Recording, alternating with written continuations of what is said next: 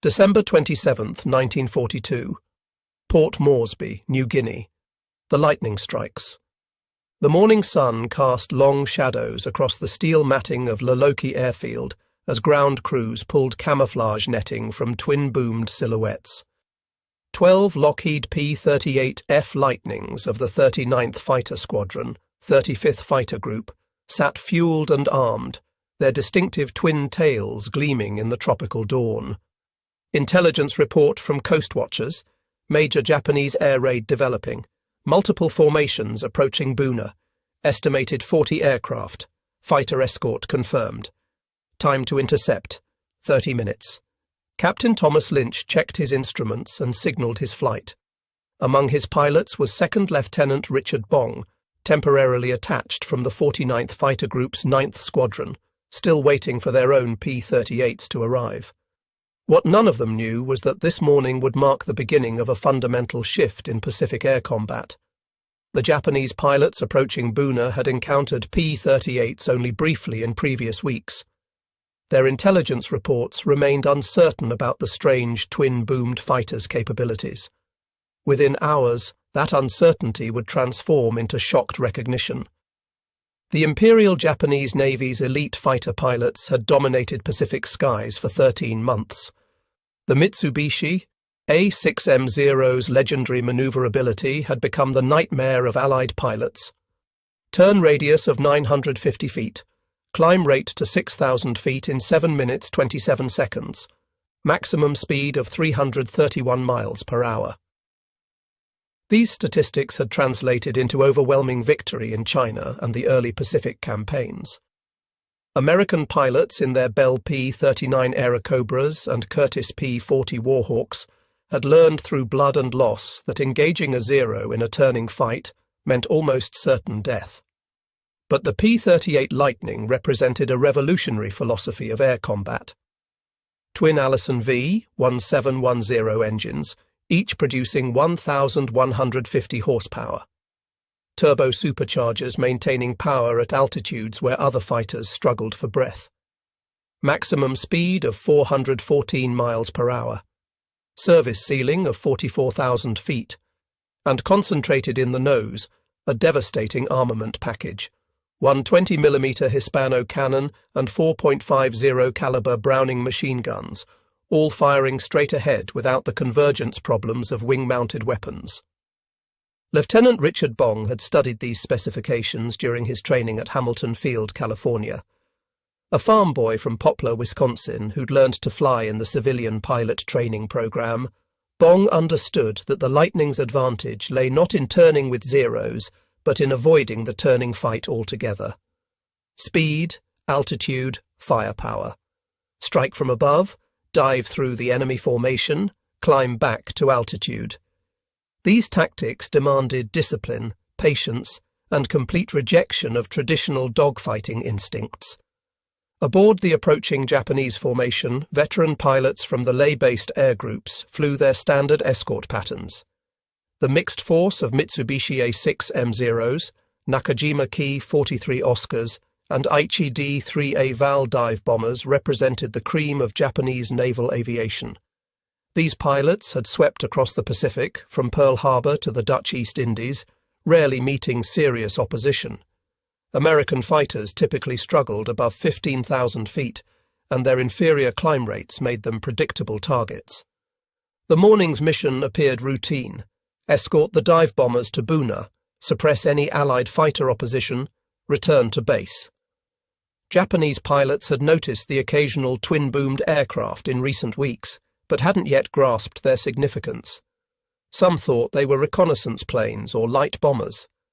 The possibility that Americans had developed a fighter specifically designed to negate the Zero's advantages hadn't occurred to Japanese tacticians. But at 18,000 feet, the P-38 formation held every advantage. Captain Lynch led the attack, pushing his Lightning into a dive that quickly exceeded 400 miles per hour. Behind him, Bong and the other pilots selected their targets. The concentrated firepower from the nose-mounted weapons allowed them to open fire at ranges exceeding 400 yards, well beyond the effective range of the Zero's light armament. Lynch's guns destroyed an Oscar in the opening pass. The Japanese fighter simply disintegrated under the impact of 20mm cannon shells and .50 caliber bullets. As Lynch climbed back to altitude, Zero pilots attempted to follow, but found their aircraft shuddering violently as they approached 400 miles per hour in the dive. Warning bells sounded in their cockpits as they neared their structural limits. Lieutenant Bong spotted a Zero attempting to engage Lynch and rolled into a deflection shot. His first combat burst found its mark, sending the Zero spinning earthward in flames. As he pulled up, 3 more Zeros converged on his position. Bong pushed his throttles forward and dove away, accelerating to over 450 miles per hour. The Japanese pilots could only watch as the strange twin-boomed fighter disappeared into the distance, completely untouchable. Pulling out of his dive just above the jungle canopy, Bong spotted a Val dive bomber recovering from its attack run. A short burst from 100 yards sent it crashing into the jungle in a ball of flame. These were Bong's first 2 confirmed victories, the beginning of what would become the highest-scoring American ace career of the war. The engagement lasted less than 10 minutes. The 39th Squadron claimed 12 Japanese aircraft destroyed, including victories by Lynch, Bong, and Second Lieutenant Karl Planck. No P-38s were lost. Japanese after-action reports expressed confusion and alarm. Pilots described aircraft possessing impossible speed and climbing ability, engaging from beyond normal combat range. The comfortable world of horizontal maneuvering combat, where Japanese pilots excelled, had suddenly become a vertical battlefield, where speed and altitude determined survival. This transformation sent shockwaves through Japanese naval aviation headquarters at Rabaul. Intelligence officers scrambled to reassess the P-38's capabilities. The aircraft's twin-engine configuration had led them to categorize it as a heavy fighter, unsuitable for air-to-air combat. They hadn't anticipated that American engineers had created something entirely new, a fighter that achieved superiority through vertical maneuvering rather than horizontal agility. The technical revolution represented by the P-38 became increasingly clear through subsequent encounters. The Lightning's turbo-superchargers allowed it to maintain full power at altitudes where normally aspirated engines lost 50% of their output. Its diving speed approached the sound barrier faster than any Japanese aircraft could follow without structural failure. Its ability to convert speed to altitude meant P-38 pilots could regain their perch above enemy formations within seconds of an attack. On January 7, 1943, the reality of this new threat became undeniable. 9 P-38s escorting bombers over Leh encountered approximately 20 Japanese fighters. Traditional tactical doctrine suggested the outnumbered Americans should adopt defensive positions. Instead, the P-38s climbed to 25,000 feet and initiated diving attacks from positions the Japanese couldn't reach. Lieutenant Richard Bong, now flying regularly with the 39th Squadron while awaiting his unit's P-38s, demonstrated the Lightning's lethal efficiency. Diving from altitude, he destroyed a Ki-43 Oscar with a deflection shot at 300 yards. As Japanese fighters attempted to climb toward him, Bong executed a chandelle that carried him back to 20,000 feet, completely outside their engagement envelope. From this perch, he selected another target and repeated the process. The geometry of vertical combat was something Japanese pilots had never encountered. While a Zero could outturn any American fighter, it couldn't match the P-38's speed in a dive without catastrophic structural failure. It couldn't follow the Lightning's zoom climb without stalling. It couldn't catch a P-38 that chose to disengage using superior speed. The horizontal battlefield where Japanese pilots reigned supreme had been replaced by a 3-dimensional arena where altitude and velocity trumped turning radius. Veteran Japanese pilots struggled to adapt. Their entire training emphasized close-range maneuvering combat, getting on an opponent's tail through superior turning ability. Against the P-38, these tactics were useless. By the time a Zero pilot maneuvered into firing position, the Lightning was already a mile away and climbing through altitude bands the Japanese fighter couldn't reach. The psychological impact proved as devastating as the tactical disadvantage. Japanese pilots who had enjoyed qualitative superiority since the war's beginning found themselves helpless against an enemy that refused to fight on their terms. The stress of constantly scanning above, knowing death could plummet from altitudes they couldn't reach, eroded morale. Some pilots developed combat fatigue symptoms previously unknown in Japanese military culture. By February 1943, the P-38 presence in the Southwest Pacific was expanding rapidly. The 9th Fighter Squadron of the 49th Fighter Group finally received their Lightnings. The 80th Fighter Squadron of the 8th Fighter Group began transitioning from P-39s to P-38s. The 475th Fighter Group, an all-Lightning unit, was forming in Australia. Each new squadron that arrived had studied the combat reports of pilots like Lynch and Bong, refining tactics that maximised the P-38's advantages.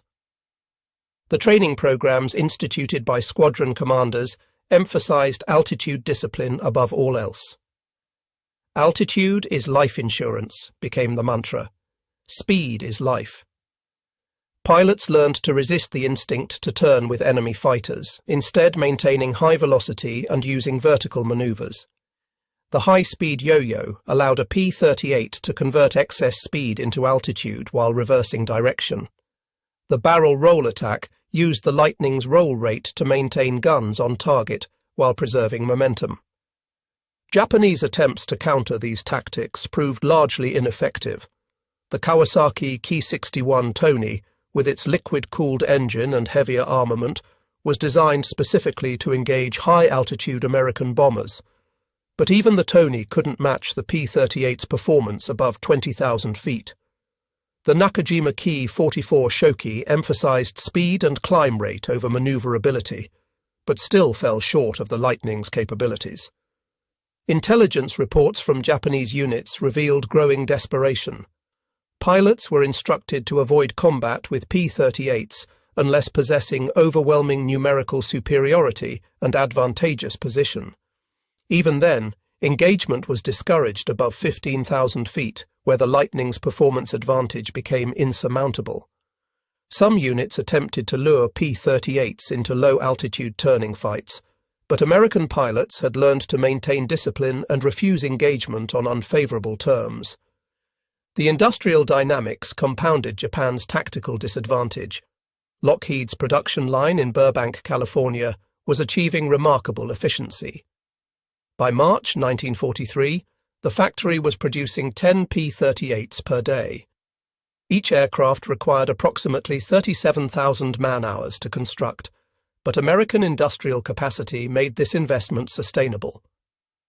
Japanese aircraft production, constrained by material shortages and bombing damage, struggled to replace combat losses. Training disparities widened the gap further. American P-38 pilots arrived in theatre with 300 or more flight hours, including 50 hours in type. They had practiced vertical tactics, gunnery, and formation flying extensively. Japanese replacement pilots, rushed through abbreviated training programs, averaged less than 100 total flight hours.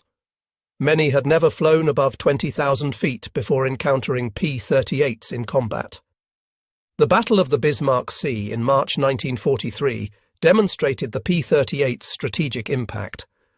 Lightnings flew top cover for Allied bombers attacking a major Japanese convoy. When Zero escorts rose to intercept, the P-38s executed perfect vertical tactics, destroying multiple Japanese fighters while preventing any effective defense of the convoy. 8 transport ships and 4 destroyers were sunk, dealing a crushing blow to Japanese reinforcement efforts. Among the P-38 pilots establishing dominance over the Solomons, several names became legendary. Captain Thomas Lynch of the 39th Fighter Squadron refined vertical tactics to an art form, eventually scoring 20 confirmed victories before his death in March 1944. Lieutenant Richard Bong continued his remarkable scoring streak, demonstrating an uncanny ability to position his P-38 for perfect deflection shots. In August 1943, a new name entered the Lightning Ace roster. Lieutenant Thomas McGuire, assigned to the newly formed 475th Fighter Group's 431st Fighter Squadron, scored his first victories on August 18th over Wewak. Flying top cover for bombers, McGuire's flight encountered approximately 20 Japanese fighters. In his first combat engagement, McGuire shot down 2 Ki-43 Oscars and 1 Ki-61 Tony, becoming an ace in just 2 days after adding 2 more victories on August 21st.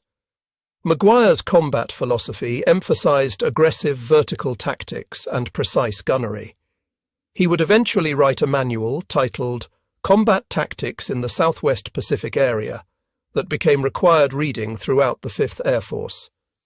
His techniques included the McGuire roll, a high-speed barrel roll that maintained offensive position while preserving momentum, and the vertical reverse, using the P-38's climb capability to reverse positions with a pursuing enemy. The strategic implications of P-38 dominance extended beyond individual combat. The Lightning's range, exceeding 1,000 miles with drop tanks, allowed American planners to strike Japanese bases previously considered secure. Fighter sweeps could reach Rabaul from New Guinea, achieving air superiority before bombers arrived. The ability to escort bombers throughout their entire mission profile eliminated the vulnerability windows that Japanese interceptors had previously exploited. On April 18, 1943, the P-38's unique capabilities enabled one of the war's most significant missions. American codebreakers had intercepted Admiral Isoroku Yamamoto's travel itinerary for an inspection tour of Solomon Islands bases. The mission to intercept him would require a 435-mile overwater flight from Guadalcanal, precise navigation without landmarks, and exact timing to arrive at the intercept point when Yamamoto's aircraft passed through. Only the P-38 possessed the range, speed, and navigation equipment for such a mission. Major John Mitchell of the 339th Fighter Squadron, 347th Fighter Group, led 16 Lightnings on the longest fighter intercept mission of the war, flying at wave-top height to avoid radar detection, maintaining radio silence throughout. The P-38s navigated by dead reckoning for over 2 hours. Mitchell's navigation proved perfect. At 0934, exactly as planned, Yamamoto's 2 Mitsubishi G-4M Betty bombers appeared with their 6-0 escorts. Captain Thomas Lanphier Jr. and Lieutenant Rex Barber rolled into their attack as the top cover engaged the escorts.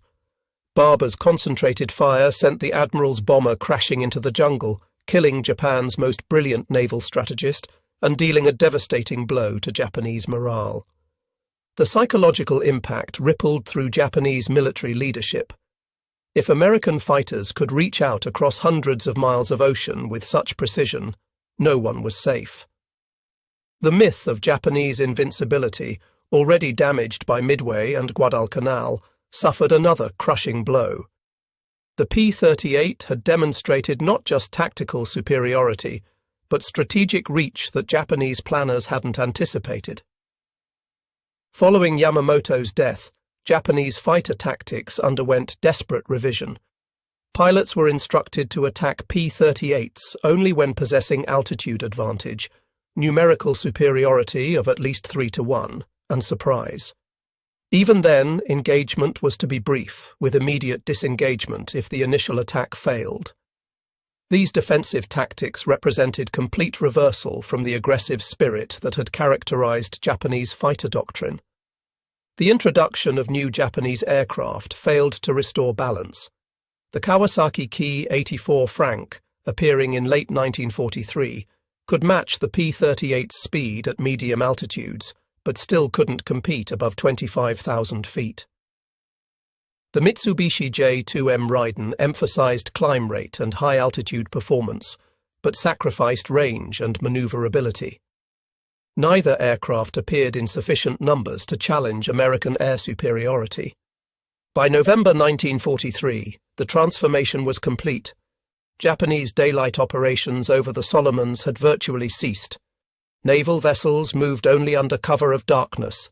Supply runs to forward bases were conducted by submarines and fast destroyers in nighttime dashes. The proud Japanese Naval Air Force that had swept across the Pacific in 1941–42 had been reduced to furtive defensive operations. The statistics told a stark story. In the year since significant P-38 operations began, Japanese fighter units in the Solomons and New Guinea had suffered catastrophic losses. The 251st Air Group, which began 1943 with 80 pilots, had only 10 original members surviving by year's end. The 204th Air Group lost 70% of its pilots in 6 months. The 582nd Air Group was withdrawn from combat entirely after losing 80% of its aircraft in 4 months of operations against P-38-equipped American units. American losses, while not insignificant, were sustainable. P-38 squadrons typically achieved kill ratios of 5-to-1 or better. More importantly, American pilots who survived being shot down were often rescued by air-sea rescue services and returned to combat. Japanese pilots who went down over water usually drowned. American aircraft damaged in combat were repaired and returned to service. Japanese aircraft with similar damage were often abandoned due to lack of spare parts. The industrial disparity continued widening. By December 1943, Lockheed had delivered over 2,000 P-38s to combat theatres. Monthly production exceeded 400 aircraft. Japanese production of all fighter types barely reached 500 per month, and many of these were retained in the home islands for defence. The arithmetic of attrition warfare had become inexorable. Training standards diverged even further. American P-38 pilots arriving in late 1943 had extensive training in vertical tactics, instrument flying, and long-range navigation. Many had practiced combat maneuvers against captured Japanese aircraft, understanding exactly their opponent's capabilities and limitations. Japanese replacement pilots, rushed through programs shortened from 2 years to 6 months, arrived with minimal combat preparation and no experience against P-38s. The human dimension of this transformation cannot be overlooked. Japanese pilots who had entered the war as elite warriors, confident in their superiority, found themselves helpless against an enemy they couldn't reach or catch. Letters home, captured after island battles, revealed deep demoralization. Some pilots wrote of nightmares about twin-boomed shadows diving from the sun. Others requested transfers to ground units rather than face P-38s again. American pilots, conversely, flew with growing confidence. The P-38 gave them every advantage: speed, altitude, firepower, and range. They could choose when and how to engage, always maintaining the initiative. This psychological edge proved as valuable as the technological superiority. Confident pilots flew more aggressively, took calculated risks, and achieved better results. Richard Bong exemplified this confidence. By April 1944, he had surpassed Eddie Rickenbacker's World War I record of 26 victories. His combat technique had evolved to near perfection. Bong would climb to 30,000 feet, beyond the reach of any Japanese fighter, then select his targets carefully. His attacks were swift, precise, and lethal. He averaged less than 100 rounds fired per victory, demonstrating remarkable gunnery skill. Bong's eventual total of 40 confirmed victories, all scored in P-38s, represented not just personal skill, but systematic superiority. His victims included veteran Japanese aces, who simply couldn't counter the Lightning's performance advantages. In one engagement over Hollandia, Bong shot down 3 Japanese fighters in less than 5 minutes, using perfect vertical tactics that left his opponents unable to respond. Thomas McGuire pushed the P-38's capabilities even further. His manual on combat tactics became doctrine throughout the Pacific theatre. McGuire emphasized the importance of mutual support, with P-38 elements working in coordinated vertical scissors that trapped Japanese fighters between multiple attacking Lightnings. His eventual 38 victories, scored between August 1943 and January 1945, demonstrated the lethal efficiency of properly executed tactics. The technological evolution of the P-38 continued throughout the campaign. The G model introduced improved turbo superchargers that maintained power above 30,000 feet. The H model featured upgraded engines producing 1,425 horsepower each. The J model relocated intercoolers to the engine booms, improving pilot visibility and high-altitude performance. The L model added hydraulically boosted ailerons that dramatically improved roll rate. Each improvement shifted the combat equation further in America's favor. The P-38J could operate effectively at 35,000 feet, altitudes where Japanese pilots required oxygen masks just to remain conscious. The L model's improved roll rate eliminated the Zero's last marginal advantage in horizontal maneuvering. By late 1944, there was literally nothing a Japanese fighter could do better than a P-38L. Japanese responses became increasingly desperate. Ramming attacks, considered honorable if wasteful, increased as conventional tactics failed. Special attack units prepared for one-way missions. Some pilots attempted to lure P-38s into clouds, where visual confusion might negate the Lightning's advantages. These expedients achieved occasional success, but couldn't alter the fundamental imbalance. The Philippines campaign of late 1944 demonstrated the P-38's matured capabilities. Lightning squadrons achieved air superiority over Leyte within days of the invasion.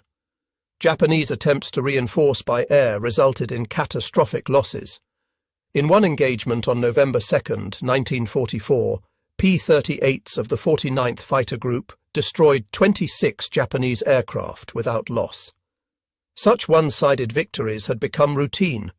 The strategic bombing campaign against Japanese bases was enabled by P-38 escort. B-24 liberators could reach targets throughout the Southwest Pacific, knowing Lightning escorts would protect them. Japanese interceptors, unable to reach the bomber's altitude when P-38s were present, were reduced to ineffective attacks on the margins. Air bases, fuel depots, and supply centers were systematically destroyed. The reconnaissance variant of the P-38, designated F-5, provided crucial intelligence throughout the campaign. Flying at extreme altitudes with cameras replacing guns, these photo lightnings mapped every Japanese installation in the Pacific. Their speed and altitude capability made them nearly impossible to intercept. The intelligence they gathered enabled precise targeting of subsequent attacks. By early 1945, Japanese air power in the Southwest Pacific had effectively ceased to exist. The few remaining experienced pilots had been withdrawn to defend the home islands. Replacement pilots, with minimal training and obsolete aircraft, were sacrificed in futile defensive actions. The P-38 had achieved not just air superiority, but air supremacy. The human cost differential was staggering. Between December 1942 and January 1945, P-38 units in the Southwest Pacific claimed over 1,500 Japanese aircraft destroyed in verified combat. American P-38 losses to enemy action totaled fewer than 200 aircraft. The kill ratio exceeded 7-1, unprecedented in aerial warfare. Beyond statistics, the P-38's impact was transformational. It proved that technological superiority, properly employed, could overcome numerical disadvantage and enemy experience. It demonstrated that air superiority was not about dogfighting, but about controlling the engagement parameters. It showed that industrial capacity and training systems were as important as courage and skill. Veterans on both sides remembered the Lightning with mixture of awe and respect. American pilots praised its versatility, reliability, and overwhelming performance advantages. Japanese pilots recalled it as the aircraft that ended their dominance, the twin-boomed devil that could not be caught or escaped. Ground crews appreciated its rugged construction and maintainability despite complex systems. The influence extended beyond World War II. The P-38's success influenced post-war fighter development worldwide. The concept of vertical maneuvering became fundamental to jet-age combat. The importance of altitude and speed over turning ability shaped designs from the F-86 Sabre to modern fifth-generation fighters. The integration of technology, tactics, and training that the P-38 exemplified became the template for Air Force development. Lockheed's design team, led by Clarence Kelly Johnson, had created more than just a successful fighter. They had revolutionized aerial warfare. The P-38's unique configuration, born from the need to house two engines and turbo superchargers, had produced capabilities that single-engine fighters couldn't match. Its concentrated nose armament eliminated convergence problems that plagued wing-mounted guns. Its twin-engine redundancy provided safety over vast Pacific distances. The pilots who flew the Lightning wrote their own chapter in aviation history. Richard Bong's 40 victories stood as the American record for aerial combat. Thomas McGuire's 38 victories and tactical innovations influenced fighter doctrine for generations. Dozens of other P-38 aces demonstrated that with proper equipment and training, American pilots could dominate any aerial battlefield. The Japanese pilots who faced the Lightning showed remarkable courage in impossible circumstances. Flying obsolete aircraft against overwhelming technological superiority, they continued fighting long after hope of victory had vanished. Their testimony about the P-38's impact provides invaluable historical perspective on the air war's evolution. The physical legacy remains scattered across Pacific islands. Crashed P-38s and Japanese fighters dot jungles and lagoons from New Guinea to the Philippines. Each wreck site represents young men who fought and died in a struggle that shaped the modern world. Local inhabitants still discover ammunition, instruments, and personal effects that testify to the intensity of these aerial battles. Museums worldwide preserve examples of the P-38 Lightning. Restored aircraft fly at air shows, their distinctive twin-boom silhouette instantly recognizable. Veterans gather to share stories of missions flown and friends lost. Historians continue studying the campaigns where the Lightning proved decisive. The aircraft that shocked Japanese pilots in 1942 remains an icon of American aviation achievement. Modern military doctrine still reflects lessons learned in those Pacific skies. Altitude and speed remain fundamental to fighter combat. Technological superiority must be matched with proper tactics and training. Industrial capacity and logistics determine sustained combat capability. The integration of intelligence, technology, and operations that enabled the Yamamoto mission remains the gold standard for precision strikes. The transformation from December 1942 to early 1945 was complete and irreversible. The skies that had belonged to the Zero now belonged to the Lightning. Japanese naval aviation, which had begun the war as perhaps the world's most capable air force, had been systematically destroyed. The myth of the invincible Zero pilot had been shattered by American technology and training. In the final analysis, the P-38 Lightning's impact transcended mere victory. It represented American industrial democracy's answer to military authoritarianism. It proved that innovation could overcome tradition, that technology could triumph over experience, that systematic superiority could defeat individual skill. The twin-boomed fighter that Japanese pilots initially dismissed had changed the nature of aerial warfare forever. The Solomon Islands campaign, where the Lightning first shocked Japanese pilots, became the crucible where modern air combat was born. Every jet fighter that followed, every missile engagement beyond visual range, every precision strike guided by intelligence traces its lineage to those desperate battles above tropical islands. The P-38 didn't just win a campaign, it transformed the very nature of aerial warfare. For the Japanese pilots who survived, the memory of facing P-38s remained vivid decades later. In post-war interviews, veterans described the helplessness of watching twin-boomed shadows diving from unreachable altitudes. They recalled the frustration of perfect deflection shots falling short because the Lightning was simply too fast to lead properly. They remembered friends and mentors falling one by one to an enemy that redefined the rules of combat. American veterans remembered differently. They recalled the confidence that came from flying the best fighter in the Pacific. They remembered the satisfaction of executing perfect diving attacks while maintaining complete control of the engagement. They recalled the relief of twin-engine safety over vast ocean distances, and the advantage of always holding the high ground. The P-38 Lightning had not merely defeated Japanese air power, it had revolutionized aerial combat itself. In the skies above the Solomon Islands, between December 1942 and the war's end, the future of air warfare was written. That future belonged not to the most maneuverable fighter or the most skilled pilot, but to the nation that could produce superior technology, train effective pilots, and sustain prolonged campaigns. By war's end, the P-38 Lightning had shocked, dismayed, and ultimately destroyed Japanese air power in the Pacific. The twin-boomed fighter that Japanese pilots had learned to fear had systematically eliminated their ability to contest control of the skies. In doing so, it had secured American air superiority and hastened the end of the Pacific War.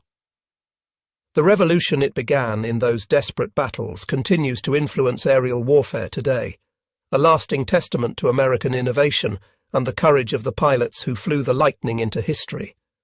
Unnecessary repetition while maintaining the target word